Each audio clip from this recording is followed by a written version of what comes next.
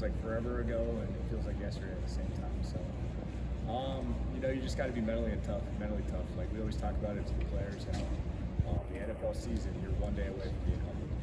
Kind of always having that in the back of your mind, doing your best that you can, and just knowing that there's going to be some peaks and valleys throughout the season, and being able to push through it. So definitely feel a lot more settled and ready to go. Not that you didn't necessarily feel that way last year, but I think when you look back, you just know how you feel now. And I think it's a lot more because of the players that we got, and feel good going into those guys. Exactly what I mean. Last year was last year, but we earned the right to have confidence. The game plan for Houston week 6, is that still accurate? Yeah, I mean it's more of like you got to earn it every day. I think that's the mentality that this group has. Like every single day, whether it was starting in OTAs, whether it was starting in training camp, like we just had that mentality that we're hungry, we're going to earn the right to be confident on game day, and the confidence on game day comes from the hard work that the preparation that you put in and practice that we're about to put in here today in about an hour or so.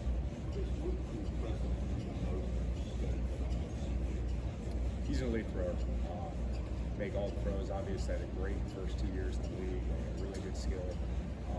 Do a lot of stuff off schedule. You can see the field. You can make every single throw.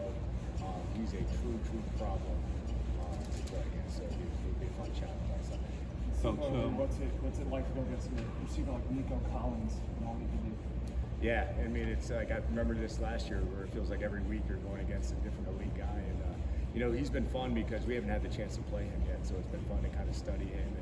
And really since the schedule came out, you kind of over the summer you start to kind of peek at some clips and you're seeing him. You've always heard of him from afar, but he's an excellent player, and obviously he's got the size, he's got the speed. But what really impressed me about him is his ability to catch the ball, like facing the ball, and get vertical and get grass. And he's tough and connected. He's a tough player. Coach, what area has Jared improved the most since last year? I think it's knowing his ops within the scheme of the defense. He's an elite player, and we don't want to take that elite trait away from him. But also understanding, when he can take his ops and when he can't. And I think he truly understands what the other 10 guys around him, especially the front guys, do and his job in the defense. And he knows when he has his ops to take his chances and when he doesn't. And I think he truly understands that. He's also playing hard every single snap, and that's something we challenged him to do really throughout training camp. He played really, really hard last year, and he can continue to do better. Just when you asked Sean about the captain's first season, some of the things that he mentioned were just his emotional intelligence and how he picks and chooses the way he run the league, and also just the way he guides most teams. When you think about all three of those things, what resonates or stands out to you most about observing over the last several months? Yeah, he's just a stud. He relates to guys. Guys are just drawing him. He's an easy guy to talk to. It's fun as a DC being with him because he's always got suggestions every single time. I think after we get these periods, he walks off and always suggesting, hey, we could do this or this. And he's just a fun guy to be around. And he's just a great person. Just like you said, he's got great emotional intelligence. Guys are just drawn to him. But I think he's a really good football player. And I think you can be a great person, all that, but guys are drawn because he is a really good football player. He's always in the right spot. He's tough. He gets the guys going. He plays hard every day. And we're really happy to have him. Coach, now that we reached this point, what is the effect of having a young roster go through the growing process coinciding with your growing process as a coordinator?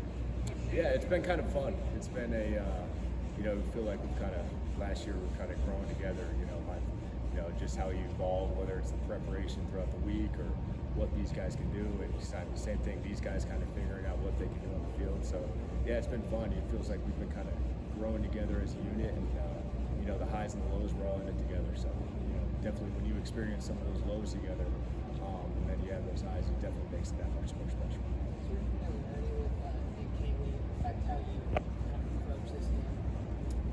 I love Kales, and no, other than the fact that I'm excited to be able to talk to him a lot more, and I miss.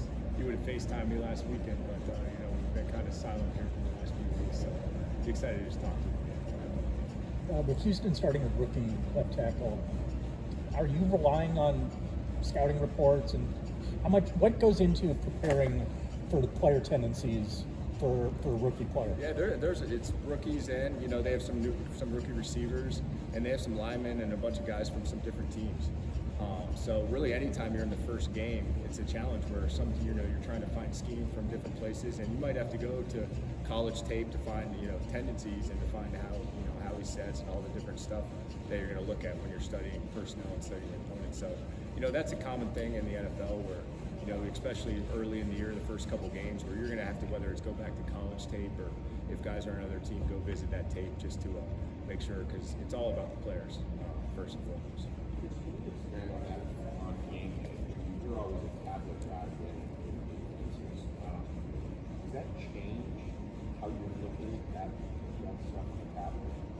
What In does? terms of things that you don't know or didn't expect from people to week one. Oh, there's no doubt. Yeah, you have you really later in the season you have such like a expectation of what they're going to do out of certain things based on tendencies. You have such this.